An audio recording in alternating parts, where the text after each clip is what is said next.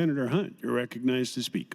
Thank you, Mr. President. I share Senator Jacobson's global concerns about legislating education policy through our chamber here when we should be relying on teachers, superintendents, the Board of Education, school boards, the elected people who know about schools.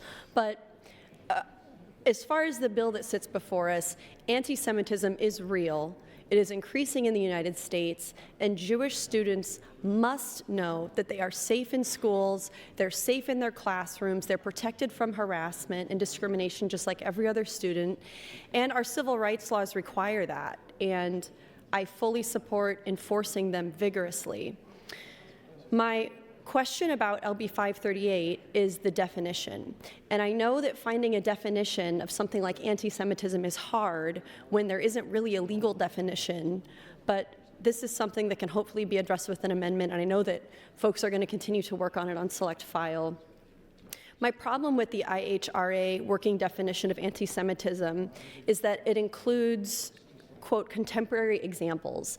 And some of those examples are about criticism of the state of Israel. And these are political viewpoints about a nation state, not inherently statements about Jewish people, not inherently anti-Semitic statements.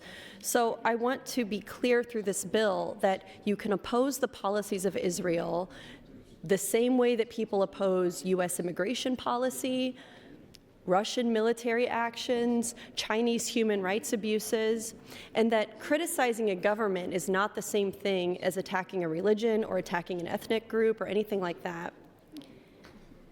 If a student says Jewish people are evil, then that's anti-Semitism, and that's something that is discriminatory, and it needs to be called out and addressed seriously and immediately. But if a student says, I believe the Israeli government is committing human rights abuses, that is a political viewpoint about a government, about a country. And we encourage students to debate U.S. foreign policy, any foreign policy of any country in the world, and we do not treat those political opinions as racial discrimination.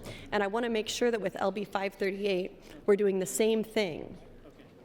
By importing a definition that includes criticism of the state of Israel as an example of anti-Semitism, I think that this bill blurs that line a little bit. And then the enforcement mechanism in the bill makes me worry about the First Amendment ramifications for students and teachers and the institutions that they're, working under.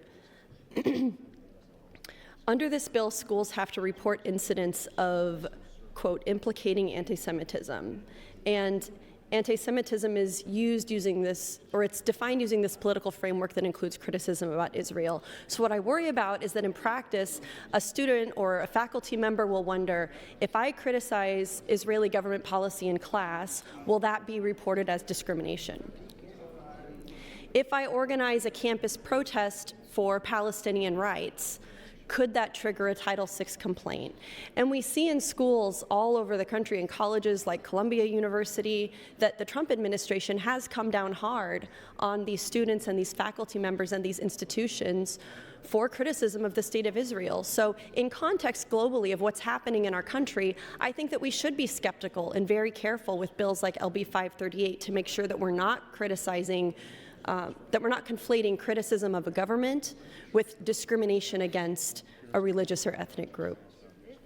When people are unsure about if their political speech could be treated as unlawful discrimination, they pull back. And in education spaces, that's the opposite of what we want people to be doing. I just want to state clearly, that Jewish identity is not the same thing as the policies of the Israeli state. Jewish communities are diverse. Jewish scholars and rabbis and students and activists have a wide range of views about the Israeli government. And when we write into law that a strong criticism of the Israeli government may be evidence of anti-Semitism, we are also sidelining Jewish voices that dissent from those policies.